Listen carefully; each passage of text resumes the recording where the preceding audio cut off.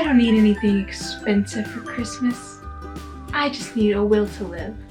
A will to live includes actually finding interest in things, not burying yourself in bed for 13 hours straight while the sun is still up, actually getting up to take care of chores, and not staring off into the distance for long periods of time. Call your doctor if a will to live produces the need for you to post hype beast, always on my grind content on social media, like your name is Brian from Arkansas and your dad owns a business and practices nepotism on a regular basis.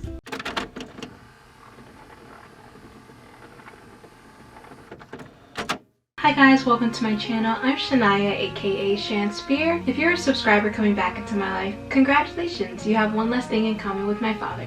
And if you're not, really? Are you proud of that? That's suspicious. That's weird. Since the holidays are coming up, I thought I would put together some recommendations for the aesthetic person in your life, whether that be a friend, a family member, or yourself. Before we begin though, I thought I would emphasize the importance of giving back to your community this holiday season and any time of the year. There are a lot of privileges that we may have that others do not. For instance, it's getting cold where I live and I have the privilege of having heat and a shelter over my head. If you're able to, try donating coats, warm blankets, and food to shelters near you, or simply pass them out around your area to people who may need them. Similarly, if you're like me and you have the privilege of having running water on your property, you may take for granted the fact that other people do not. I saw a tweet going around with a corresponding TikTok, two very credible sources in my opinion, of an indigenous person using the gutter system and water from a water truck that they receive monthly in order to shower. Organizations like the Navajo Project seek to, quote, bring running water and solar power to 100 families so they can stay home during this pandemic. So if you want to research that as well as the other organizations I recommend, they will all be in the description box below. So when I think of dark academia, I think of murder.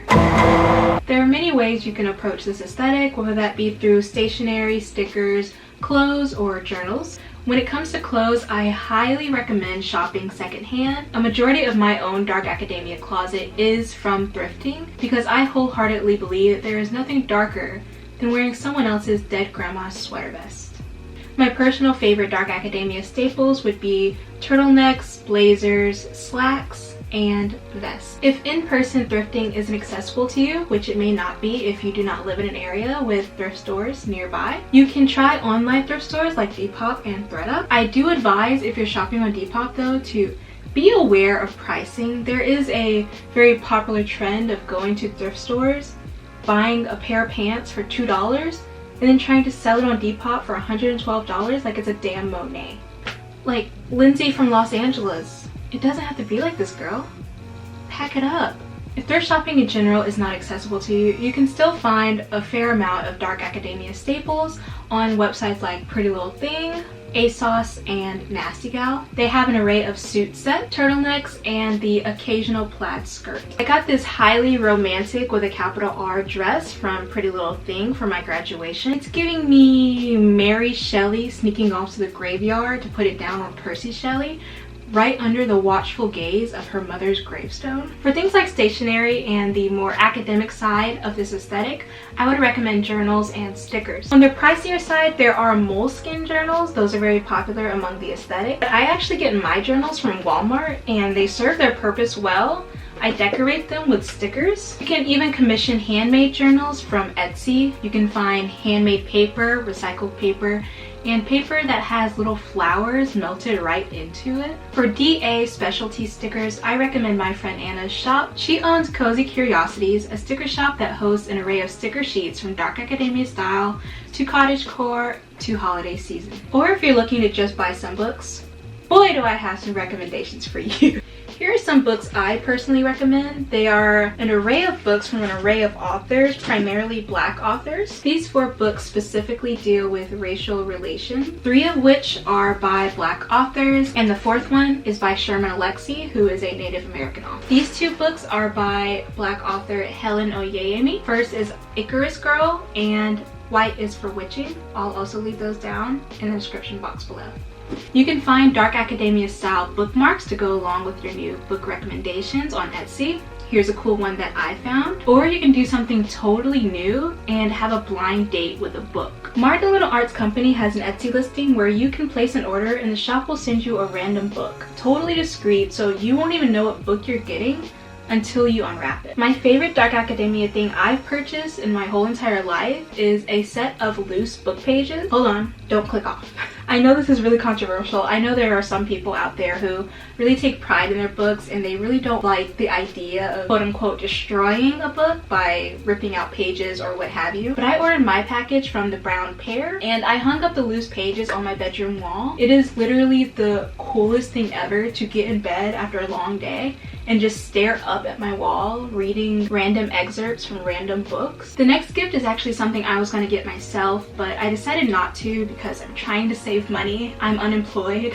Dagger style letter openers.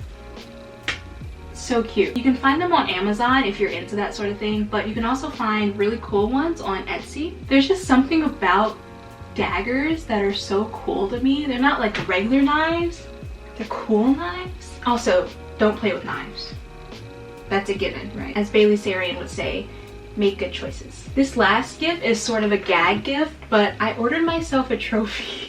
I ordered myself a trophy and I got it customized with my name and award purpose. Mine says best essay in my heart because in my senior seminar class we had an essay contest, and despite the teacher saying that I had the highest caliber essay and theory use in the whole entire class, I still lost. So I took it upon myself to have the best essay. So, cottagecore. Some big clothing staples I think align with this aesthetic would be those white milkmaid tops, long ankle-length skirts, and lots of white lace and mesh. Two very cottagecore pieces that I have personally thrifted for myself are first this pink crochet sweater vest with little flowers on it. It screams grandma, but that's just like an extension of cottagecore. Everything that's cottagecore is somewhat a grandma living off into the woods with her pet frog or something. It's a vibe. Secondly, I have this gold top originally from Fashion Nova, but I purchased through Depop, and the sleeves remind me of little mushrooms. Speaking of mushrooms, mushroom earrings are very popular in the cottagecore community. In fact, mushroom anything is popular. I feel like you can go to a grocery store, buy a packet of mushrooms, and sell them on Depop for $112, like as a demo. You can also find a lot of cottagecore decor on cottagecore decor. You can also find a lot of cottagecore decor on Etsy for a reasonable price. Things like macrame plant holders, candles with crystals and flower petals in them, and even face masks with embroidered wildlife and flowers on it, because no, Brenda from Tennessee, the pandemic is not over. And yes, you have to wear a mask into your local Piggly Wiggly. Might as well look aesthetic doing it. Just like my dark academic recommendation, if you want to amp up the cottagecore hoe activities, you can invest in a handmade journal that has recycled or handmade pages. They even have some with little flowers on it, like I told you before. But if you're looking for a more technical cottagecore gift this year, you can find iPhone iOS 14 home screen decorations on Etsy. A highly rated listing by Shop Jazzy T on Etsy shows a cottagecore Animal Crossing fusion that you can download and decorate your home screen with if you have the iOS 14 update. The Animal Crossing influences I think are just adorable and really sell this piece to me, but once again I'm unemployed so I cannot buy it. I sound like I'm a pretentious wine mom. Oh. Is that an undertone of Tom Nook I smell?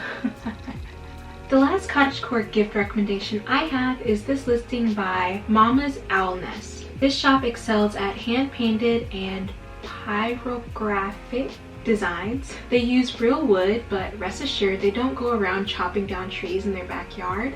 They instead use fallen trees they find in Colorado, as well as old Christmas trees for their artwork.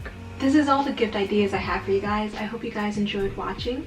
I dare you to post a comment. I double dog dare you to post a comment on my video. My video. My sandwich! My sandwich! Make sure to subscribe as well so you can catch me doing whatever it is I do on this channel whenever I decide to post it. Love you guys. Bye. My neighbors are outside.